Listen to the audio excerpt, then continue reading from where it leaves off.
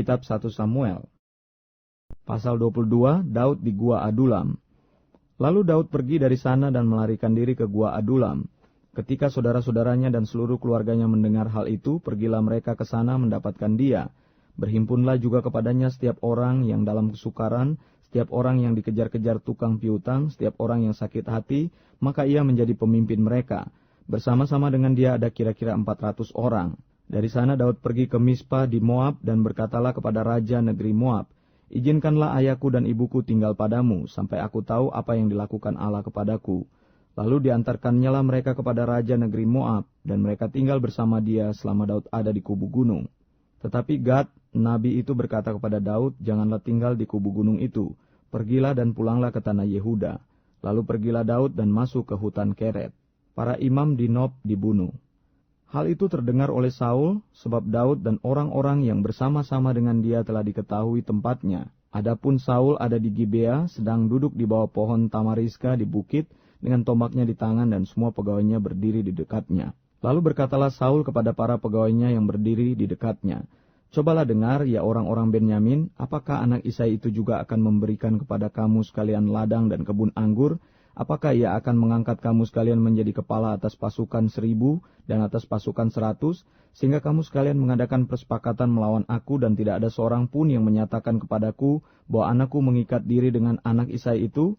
Tidak ada seorang pun dari kamu yang cemas karena aku, atau yang menyatakan kepadaku bahwa anakku telah menghasut pegawaiku melawan aku menjadi penghadang seperti sekarang ini?" Lalu menjawablah Doeg orang Edom itu yang berdiri dekat para pegawai Saul, katanya, "Telah kulihat bahwa anak Isai itu datang ke Nob kepada Ahimelek bin Ahitub. Ia menanyakan Tuhan bagi Daud dan memberikan bekal kepadanya. Juga pedang Goliat orang Filistin itu diberikannya kepadanya."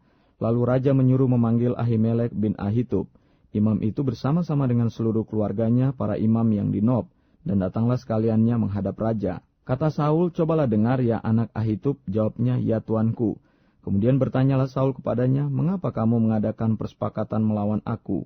Engkau dengan anak Isai itu, dengan memberikan roti dan pedang kepadanya, menanyakan Allah baginya, sehingga ia bangkit melawan aku menjadi penghadang seperti sekarang ini?" Lalu Ahimelek menjawab raja, "Tetapi siapakah di antara segala pegawaimu yang dapat dipercaya seperti Daud, apalagi ia menantu raja dan kepala para pengawalmu dan dihormati dalam rumahmu? Bukan ini pertama kali aku menanyakan Allah bagi dia, sekali-kali tidak. Janganlah kiranya raja melontarkan tuduhan kepada hambamu ini, bahkan kepada seluruh keluargaku, sebab hambamu ini tidak tahu apa-apa tentang semuanya itu, baik tentang perkara kecil maupun perkara besar." Tetapi raja berkata, "Engkau mesti dibunuh, Ahimelek, engkau dan seluruh keluargamu." Lalu raja memerintahkan kepada bentara yang berdiri di dekatnya, "Majulah dan bunuhlah para imam Tuhan itu, sebab mereka membantu Daud. Sebab walaupun mereka tahu bahwa ia melarikan diri, mereka tidak memberitahukan hal itu kepadaku." Tetapi para pegawai raja tidak mau mengangkat tangannya untuk memarang imam-imam Tuhan itu. Lalu berkatalah raja kepada Doeg, "Majulah engkau dan paranglah para imam itu." Maka majulah Doeg orang Edom itu, lalu memarang para imam itu. Yang membunuh pada hari itu 85 orang yang memakai baju efod dari kain lenan. Juga penduduk Nob, kota imam itu, dibunuh raja dengan mata pedang, laki-laki maupun perempuan, kanak-kanak maupun anak yang menyusu. Pula lembu, keledai, dan domba dibunuhnya dengan mata pedang. Tetapi seorang anak Ahimelek bin Ahitub namanya Abiatar luput. Ia melarikan diri menjadi pengikut Daud.